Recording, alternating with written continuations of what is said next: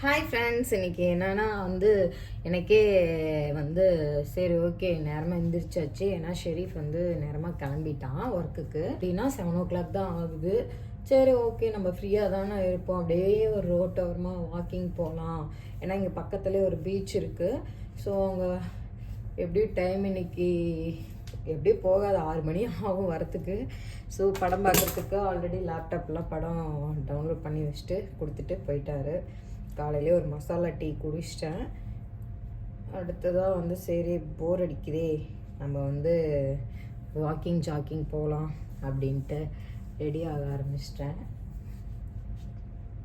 நம்ம எப்படியும் பார்த்திங்கன்னா வெளியே போனோன்னாலும் அவங்கவுங்க ஒர்க் அவங்கவுங்க பண்ணுவாங்க இல்லையா. அதே மாதிரி இங்கே ரூம் சர்வீஸ் பார்த்திங்கன்னா 8:30 to 9 o'clock கம்பல்சரி வந்துடுவாங்க. ஏன்னா நான் வந்த ஒரு 3-4 டேஸ்லேயே பார்த்தேன்.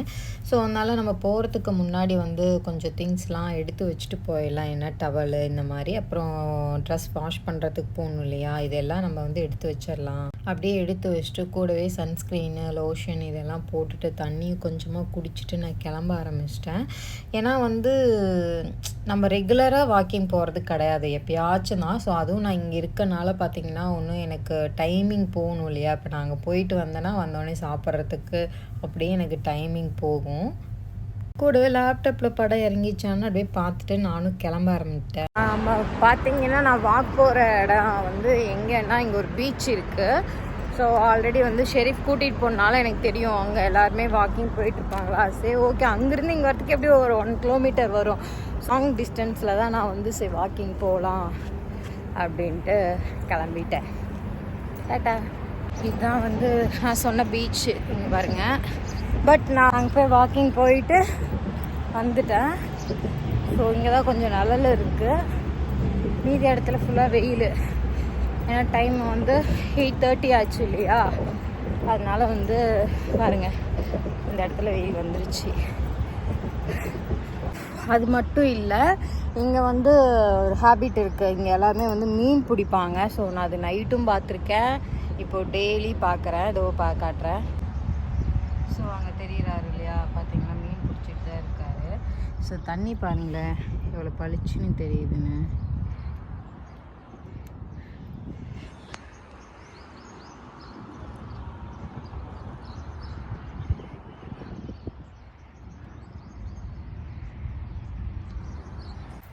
பார்க்கவே நல்லா இருக்குல்ல. இதனால் வாக்கிங் போகிறதுக்கு ஒரு பார்க் மாதிரி நல்லா பண்ணி வச்சுருக்காங்க, சூப்பராக இருக்குங்க. இன்றைக்கி தான் நடந்தனால கொஞ்சம் கால் வலியும் எடுத்துருச்சு. இருந்தாலும் ஓகே, கொஞ்சம் ஒரு டைம் வாக்கிங் போனேன், ஒரு டைம் ஜாக்கிங் போனேன். அப்புறம் சின்னதாக கொஞ்சம் எக்ஸசைஸ் பண்ணியாச்சு. இன்றைக்கி டேயில் போதும்னு நினைக்கிறதுனா காலில் பயங்கரமாக வலி எடுத்துக்கும். அவங்க மீன் பிடிக்கிறத நான் உங்களுக்கு காட்டுறேன்.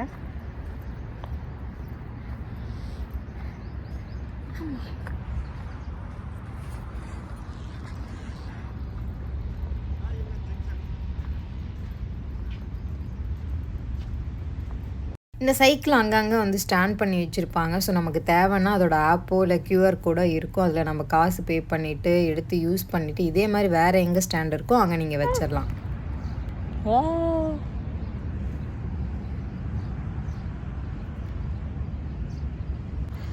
லைட்டாக நமக்கு இப்போ தாங்க வேர்த்துருக்கு.